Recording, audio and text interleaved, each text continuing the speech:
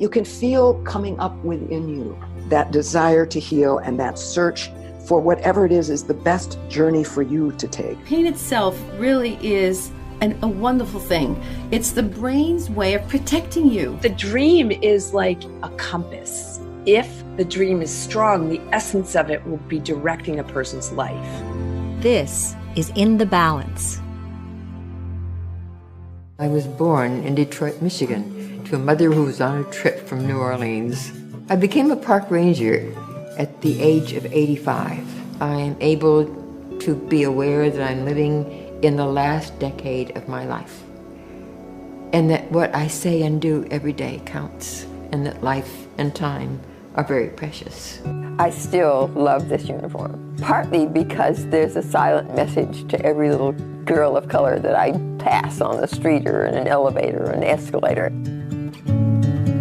Hi everybody, it's Susan Lambert, and we're on In the Balance. I'm just thrilled to have had the honor to have a conversation with the incredible Betty Reid Soskin. She's been alive for just about a century. Betty is 98 years old.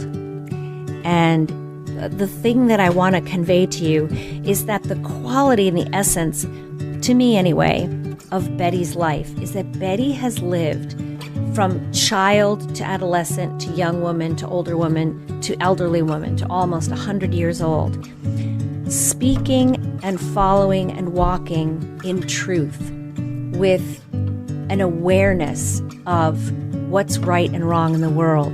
Betty has been a political activist and worked in the civil rights movement. This was when racism, although racism continues to be active in this country to a degree where we are now fighting back again, and hopefully with more clout than we ever have before. This was when it was the norm, you know? And this little girl and later woman wouldn't have it. She just wouldn't have it. I was called a bag lady for the Black Panthers.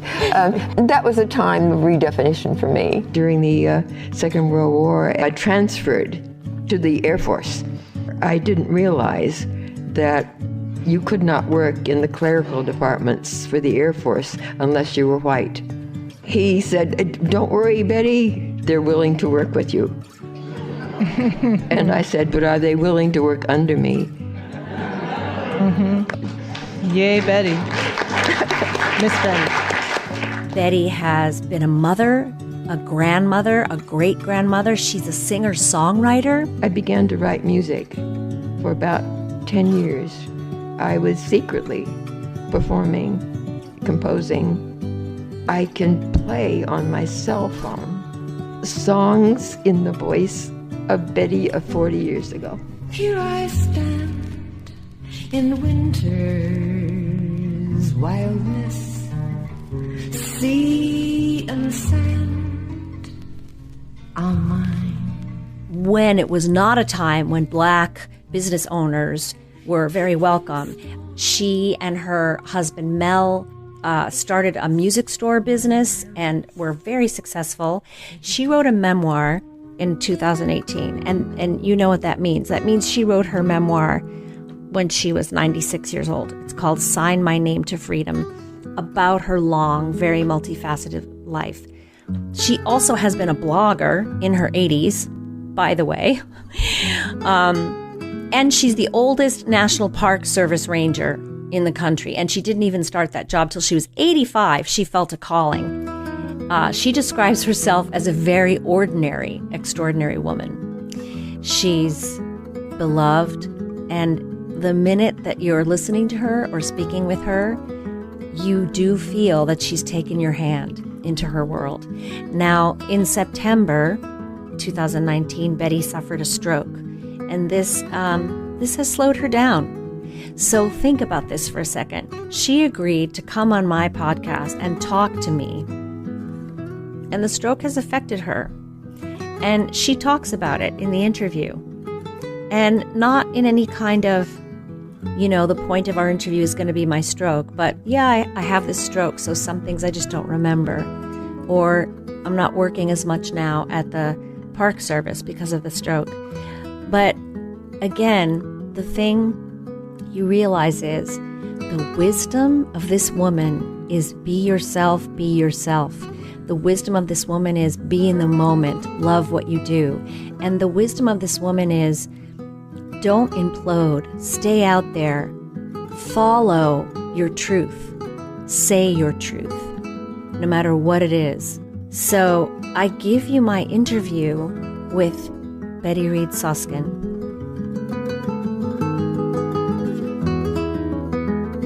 Hello, my dear. You still there? Yes. Terrific. And thank you so much for speaking with me today and my listeners. So I read, Betty, your beautiful memoir, Sign My Name to Freedom. And I just want to say that I found this book to be like an epic poem filled with your inner world's view and your outer world experiences. Thank you so much for sharing it with the world. Thank you so much. You're welcome. You speak in the book about the many Bettys that you've been. The Betty who signed up during the civil rights movement for the freedom struggle in the Deep South, the Betty who was the file clerk in a Jim Crow union hall, the housewife and mother, the small business owner, songwriter and poet, activist, state field representative, park consultant, and the oldest park ranger in the country. That's quite a list. Okay. It feels to me that you had a capacity in your long life. You've been alive for almost a century, my dear. Yes. My gosh. And that you had a sense all along of, I'm in this present moment. This is where I am. Yes. I think that's true.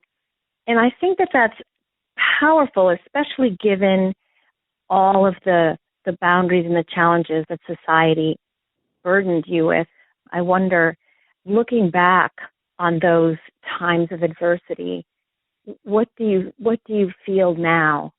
I think that having had the stroke, I don't have memory.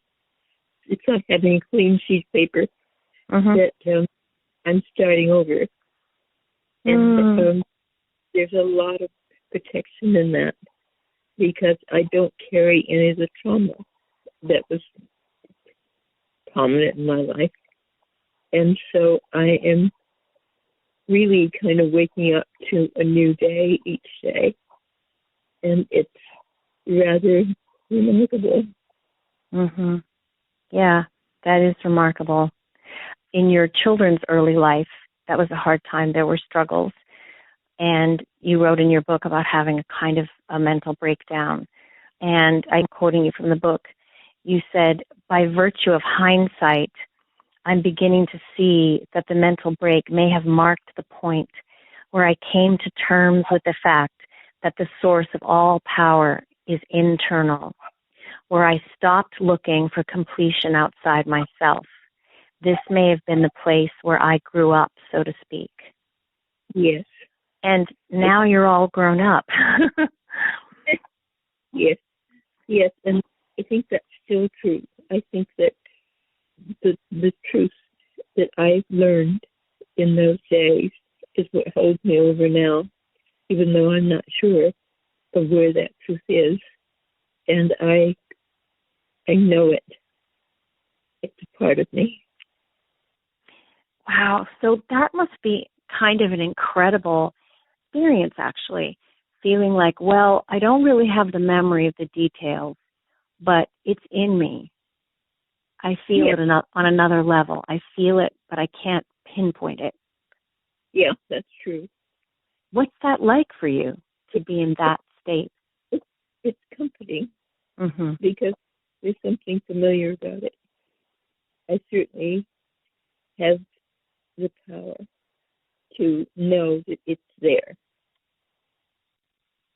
Yeah, and that really speaks to your learning so many years ago about the power is internal, and now you're really reaping the riches of that in a way.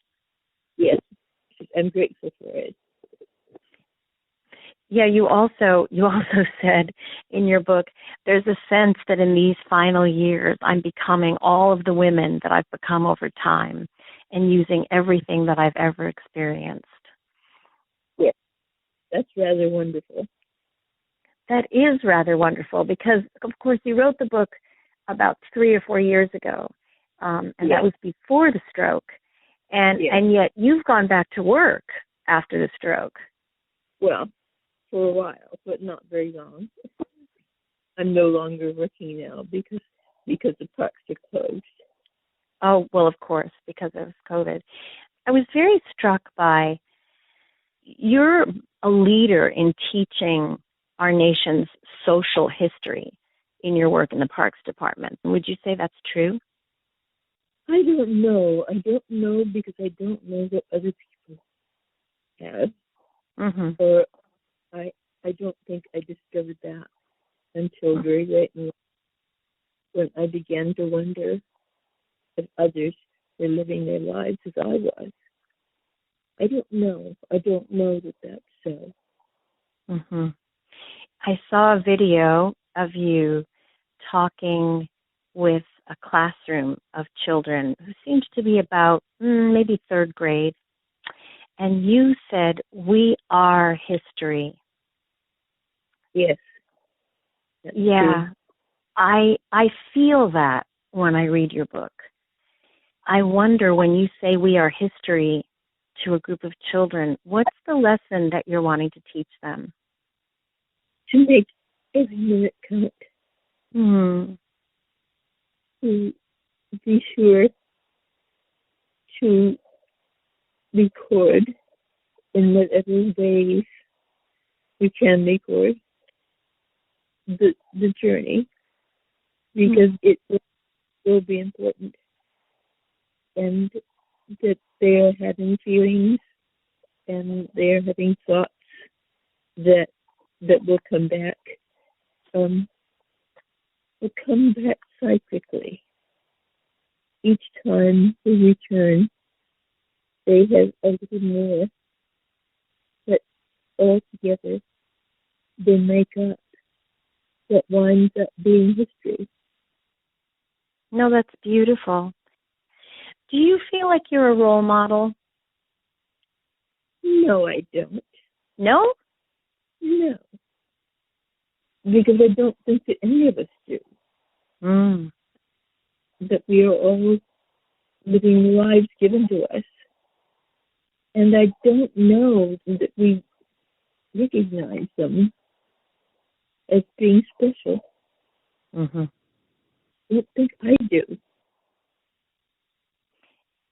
Is there anything that you would like us to learn from you and your experiences, or what you're experiencing now? I think to really relish the moments, because that really is what matters.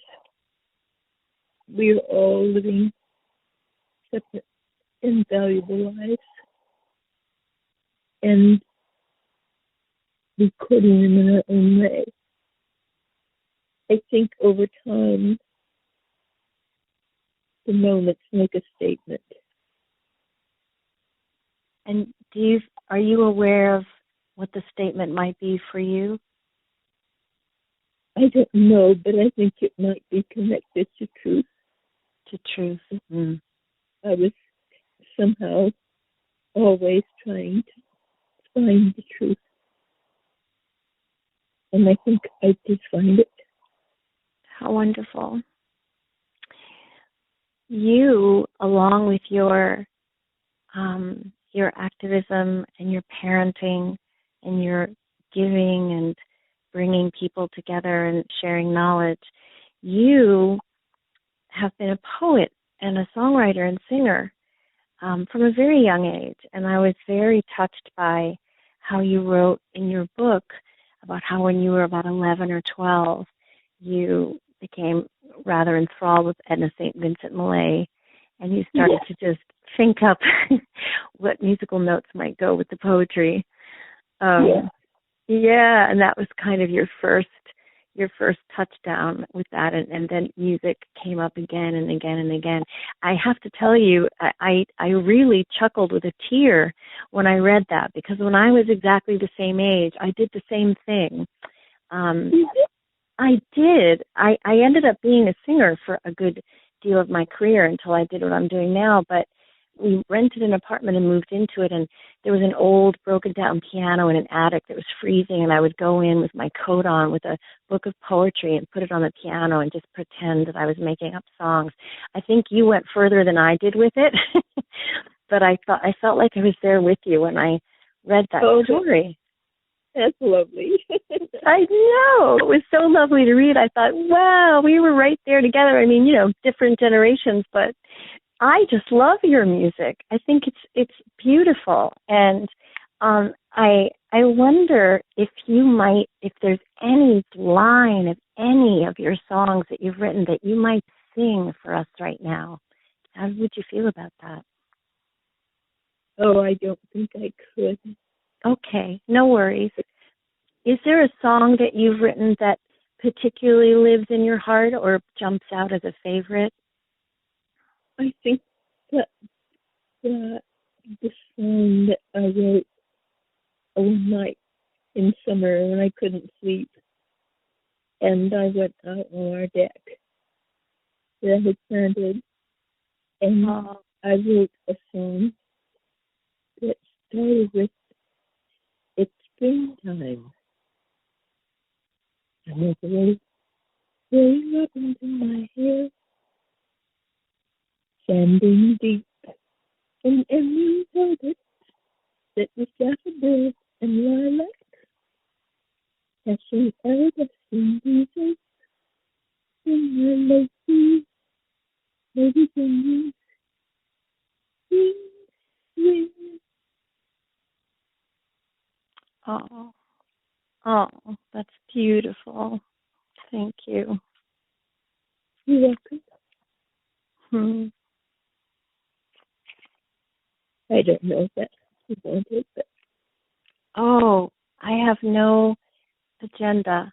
I wanted to talk with you because I'm so moved by your beautiful writing, by your story, and I'm so moved by all the sharing that you've done for such a long life with the world, with all of us, and the impact that I'm sure you've made on many young people who want to grow through their adversity, who want to live in the moment, truly live in the moment, and not just as a concept. I feel like you've lived that, and you've shared it with us in very generous and beautiful ways, and I'm very grateful. Thank you. You're welcome. And I really appreciate you talking with me today. And perhaps we'll speak again. And thank you for singing a little bit of that beautiful song. Be well and stay safe. And again, thank you on behalf of myself and my listeners. Thank you very much. I enjoyed it. Good. Okay. Be well, my dear. All right. Thank you. Take care. So the next thing we're going to hear is a piece by Betty Reid Soskin. We gather here, I feel you near, on this beautiful night. Your hand in mine, this simple sign of love. We span the miles, and we're the smiles born of sharing this day. Your hand in mine, this simple sign of love. Your fears like mine can be left behind. Life keeps opening up. And as long as that's true, and as long as I'm developing new questions, then I'm going to go on living it. Be as one. Though our prophets say each a different way of this truth, they'd agree. Your hand in mine is a valid sign of love. Hey everybody, it's Walker Vreeland. I'm the senior producer of the show. Creator and host is Susan Lambert, of course, and our fabulous associate producer and director of online media is Taryn Kennedy, all the way in Australia. And we miss her, and we hope she comes home soon. Please subscribe to the podcast, and while you are there, rate us and review us. We would love to hear what you think, whether you are a longtime listener or whether you just discovered the show this week and you're coming back and you're checking out old episodes, and we would love to hear from you too. So please rate us and review us, or you can, of course, connect with us on social media at In the Balance Podcast on Instagram, and you can also find us on Facebook. Hope this finds you well, happy, healthy, peaceful, all things considered, during these crazy, crazy times. And thank you so much for listening. We'll see you back here next week. Apply.